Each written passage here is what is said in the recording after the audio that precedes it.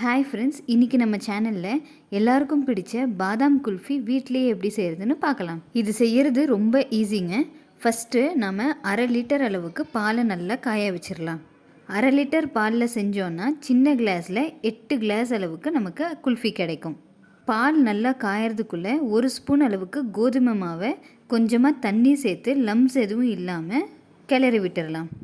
பால் பொங்கி வர்ற ஸ்டேஜில் நாம் மிக்ஸ் பண்ணி வச்சுருக்கிற கோதுமை மாவை சேர்த்து கிளறி விட்டுட்டே இருக்கலாம். போட்ட உடனே கிளறணுங்க, இல்லைன்னா கட்டிடும். ஐஸ்கிரீம் செய்கிறது ரொம்ப ஈஸிங்க. முடிஞ்ச அளவுக்கு வீட்லேயே பசங்களுக்கு செஞ்சு கொடுங்க.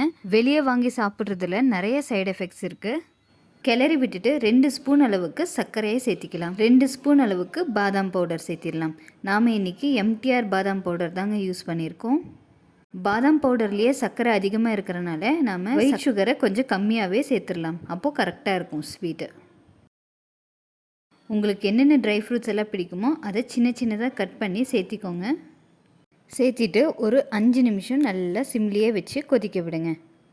பால் கொஞ்சம் கெட்டியாகிடுச்சு. இப்போது ஸ்டவ் ஆஃப் பண்ணி நல்லா ஆற விட்டுறலாம். பாலை மட்டும் கொஞ்சம் காய வச்சிட்டோன்னா இது செய்கிறது 5 மினிட்ஸ் to 10 மினிட்ஸ் ஆகுங்க. ஐஸ்கிரீம் சாப்பிட்றது பிடிக்காதுன்னா ஜஸ்ட் ஃப்ரிட்ஜில் வச்சு பாதாம் ட்ரிங்கை கூட குடிக்கலாம். பால் நல்லா ஆறி இருக்கு. இப்போது இதை கிளாஸில் சேர்த்த ஆரம்பிச்சிடலாம். ஒவ்வொரு டைமும் கிளாஸில் போடும்போது நல்லா மிக்ஸ் பண்ணிவிட்டு போடுங்க. ஏன்னா ட்ரை ஃப்ரூட்ஸ் எல்லாம் மேலேயே இருக்கும். மிக்ஸ் பண்ணிங்கன்னா தான் அது கரெக்டாக எல்லா பக்கமும் சாப்பிடும்போது கிடைக்கும். கிளாஸில் ஊற்றிட்டு ஐஸ்கிரீம் ஸ்டிக் இருந்துச்சுன்னா அதை மேலே வச்சுடுங்க.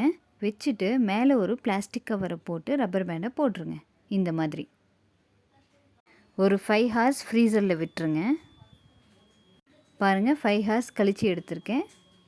கவர் ரப்பர் பேண்டெல்லாம் ஓப்பன் பண்ணிவிட்டு ஒரு 5 செகண்ட்ஸ் விட்டு இந்த மாதிரி ட்விஸ்ட் பண்ணுங்கள். க்ளீனாக ஐஸ்கிரீம் வந்துடும். இந்த வீடியோ கண்டிப்பாக உங்களுக்கு பிடிச்சிருக்கும். நாளைக்கு இன்னொரு சூப்பரான ரெசிபீஸோடு சந்திக்கலாம்.